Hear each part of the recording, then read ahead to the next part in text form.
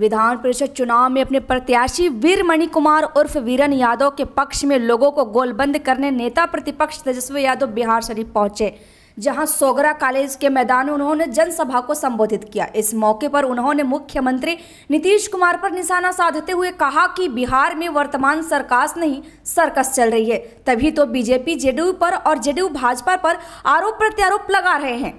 आप कहते हैं कि बिहार पिछड़ा राज्य है, जबकि बजट का 30% भी खर्च नहीं कर पाते। बिहार को विशेष राज्य का दर्जा मांग कर रहे थे, अब उनके साथ मिलकर सरकार चला रहे हैं, तो क्या अब किससे दर्जा मांगेंगे? कोई अधिकारी किसी मंत्री तक का बात नहीं सुनते हैं। दे दो, विशेष राज्य का दर्जा दे दो। आप बजट का 50% क्या 30% भी पैसा खर्च नहीं कर पाते। आप उत्थान की बात करते हैं। टीचर लोग को बोलते हैं पढ़ाओ मत स्कूल में, खाली खिचड़ी बनाओ और जाके दारू वाला को ढूंढ के लाओ। इस तरह का कम होगा। भाजपा का लोग बोलता है जदयू का लोग बोलता है भाजपा को, एक दूसरे पर मारापोड़ी चढ़ रहा। देख ही रहोगे, मुकेश सहनी भाजपा के बोल रहा हूँ, उसको बोल रहा हूँ, उसको बोल रहा। ये सर्कस है, सरकार नहीं है, सर्कस चल रहा है। अद्भुत ऐसा सर्कस चल रहा है कि विधानसभा के अध्यक्ष कहते हैं कि मेरा दरोगा नहीं सुनता, मंत्री कहता है मेरा अधिकारी क्या चपरासियों नहीं सुनता है, मुख्यमंत्री ने इस्तीफा भेज देता है। तो भाई गजब हो रखा है, ऐसा सरकार चलेगा। अध्यक्ष जी बोलते पुलिस पकड़ता 100 बोतल है और दिखाता 5 बोतल है। जहाँ बात हो, उनका परीक्षा होता है मैट्रिक का तो सनी लियोनी पास हो जाती है। क्या बात है, हर जगह पेपर लीक होता है। कोई काम बता दो भ्रष्टाचार, 80 घोटाला हो गया। सीएजी के रिपोर्ट में 2 लाख करोड़ का भी हिसाब नहीं है। 2 लाख करोड़ का घोटाला हो गया, कहाँ गया किसी को पता नहीं। हम लोग सवाल पूछते तो मुख्यमंत्री जी भड़क जाते, तो ज्यादा कुछ हम नहीं कहेंगे। सड़क हादसों में लोगों की जान जाते देखकर उन्होंने लोगों को जागरूक करने का निर्णय लिया। इसके बाद वे दिसंबर 2020 से साइकिल यात्रा कर अब तक 17 राज्यों का भ्रमण कर जगह जगह लोगों को जागरूक कर चुके हैं। सबसे पहले सभी को बहुत बहुत शुक्रिया। मेरा नाम मथाई पाल, मैं पश्चिम बंगाल की सिलीगुड़ी से पूरे भारत के लिए साइकिल यात्रा करने निकला हूँ 2020 के दिसंबर में, और आज आपके शहर में हूँ।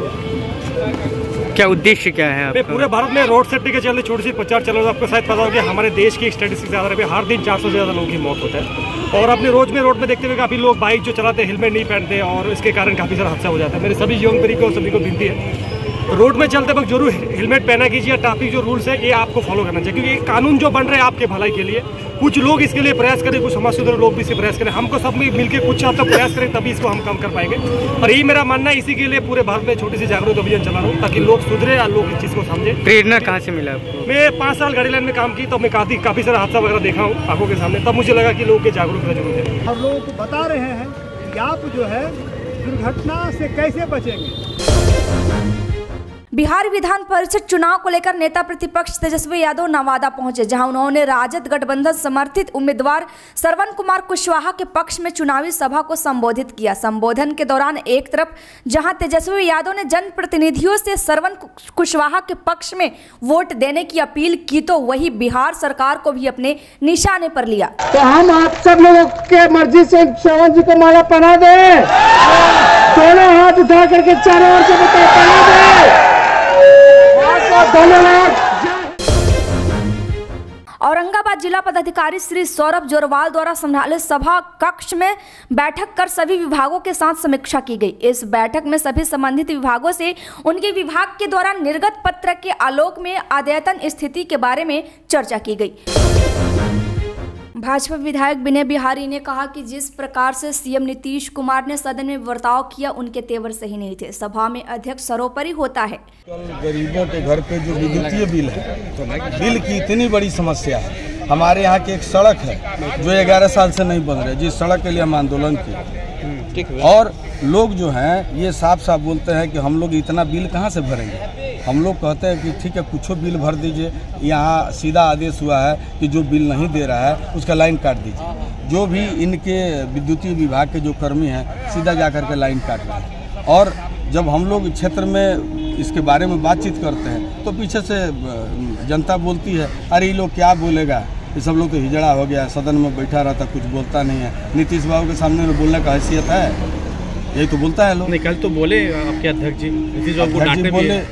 नीतीश बाबू जो अपन जिन शब्दों का इस्तेमाल किए, नीतीश बाबू का जो तेवर था, नीतीश बाबू जो आंख दिखा दिखा कर उंगली दिखा दिखा करके जो बोल रहे थे, मुझे लगता है कि इतने बड़े करियर को देखने वाले, राजनीतिक करियर को देखने वाले व्यक्ति की वो भाषा नहीं होनी चाहिए थी। और इस बात को भले स्वीकार करें न करें, लेकिन सारी दुनिया देख रही है, छोटी सी बात नहीं है। सदन के अंदर जो हुआ अच्छा नहीं।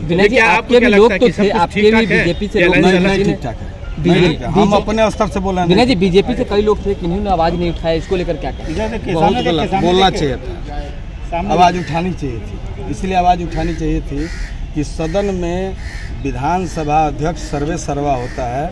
सदन एक मंदिर है और उस मंदिर में मुख्य जो व्यक्ति है वो है हमारे विधानसभा अध्यक्ष। अब विधानसभा अध्यक्ष को चाहे वो कोई भी मुख्यमंत्री हो या उप मुख्यमंत्री हो या मंत्री हो या विधायक हो, मतलब इस तरह के अपमानित लैंग्वेज में, अपमानित भाषा में इस तरह से अपना आचरण नहीं दिखा सकता, नहीं दिखाना। वहीं राजद विधायक भाई वीरेंद्र ने विधानसभा अध्यक्ष और मुख्यमंत्री के बीच जो नोकझोंक हुई थी उस पर कहा कि यह विधानसभा अध्यक्ष के चेयर का अपमान है। उन्होंने कहा कि इस मामले को लेकर अगर कल विपक्ष सदन में रहता तो हम लोग इस पर आवाज उठाते।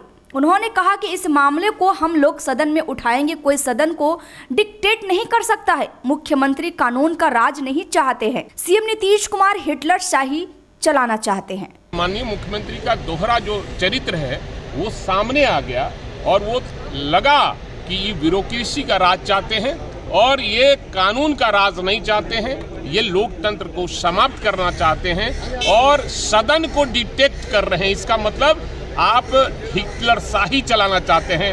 मैं बता देना चाहता हूं माननीय मुख्यमंत्री तेजस्वी यादव और राजद के रहते हिटलर शाही आपकी नहीं चलेगी। सदन से लेकर सड़क तक आपके खिलाफ में हम लोग लड़ने का काम करेंगे। आपने जनता के साथ जिस तरह से चीट किया है और जनता के साथ जिस तरह से आप व्यवहार कर रहे हैं, लगता है आपका दिन पूरा हो गया है। भागलपुर में बारूद कांड के बाद से लॉ एंड ऑर्डर की हालात पर सनसनी बनी हुई है। घटना तरारपुर थाना इलाके का है। बीते दिनों ब्राउन शुगर पीने का विरोध करने पर परबती इलाके में तनाव हुआ था, तो एक बार फिर से उसी परबती इलाके के लोवा टोली में बेलगाम नशेड़ियों के कारण आपस में तनाव की घटना सामने आई है। जमकर पथराव हुआ, कई लोग घायल भी हुए। कई घायल लोगों ने अपनी आप बीती भी सुनाई। अभी अनुसंधान चल रहा है कि लड़के यहाँ रहते हैं, लॉज में हॉस्टल है, तो उसमें मोबाइल चोरी हुआ है जैसा लड़कों का आरोप है, लेकिन जिसका मोबाइल चोरी हुआ है वो लड़का यहाँ उपलब्ध नहीं है। तो अभी हम लोग उसको वेरीफाई कर रहे हैं और उसी क्रम में जो लड़के लॉज में रहते हैं उन्होंने यहाँ के कुछ स्थानीय लड़कों को इन्वॉल्व करके अपने मोबाइल की खोजबीन शुरू की बिना पुलिस को बताए हुए अपने स्तर से। उसी क्रम में दूसरे पक्ष के लोगों पर इन लोगों ने आरोप लगाया और हाथापाई हुई। फिर जैसे ही पुलिस को सूचना मिली, पुलिस पहुंच गई और फिर देख रहे हैं कि अभी शांति व्यवस्था बहाल हुई है। दोनों पक्ष जो है उनसे हम लोग बात कर रहे हैं और फिर फर्दर जो इन्वेस्टिगेशन के क्रम में जो बात आएगी वो आप लोगों से। कोई समस्या नहीं है, ये छोटी घटना थी। युवाओं के बीच में दो पक्षों में हल्की फुल्की कुछ कहासुनी को लेकर मारपीट हुई है, हल्की फुल्की, जिसमें 2-3 लोग मामूली रूप से घायल हैं। कोई ऐसी बड़ी बात नहीं है। दोनों पक्षों को कल समझा बुझा के साथ में बिठा के शांति व्यवस्था कराई जाएगी। किसी की गिरफ्तारी हुई है क्या सर? अभी गिरफ्तारी नहीं हुई है, अभी जाँच की जा रही है, पूछताछ की जा रही है। पहले समझने का प्रयास किया जा रहा है कि कौन कौन लोग इन्वॉल्व थे। सर आगे होली और शब बारात एक साथ है, किस तरह से ऐसे माहौल में शांतिपूर्ण तरह से संपन्न करा जाए? शांति समिति के साथ बैठकें लगातार हो रही हैं। यहाँ मोहल्ले में विशेष ध्यान दिया जा रहा है। पहले से भी यहाँ फोर्स तैनात थी चौक पर, अभी और फोर्स यहाँ बढ़ा दी जाएगी। इसके अलावा दोनों पक्षों के जो प्रबुद्ध वर्ग हैं उन लोगों को लगातार थाना में बिठा के शांति हेतु वार्ता कराई जाएगी, संपर्क में रखा जाएगा।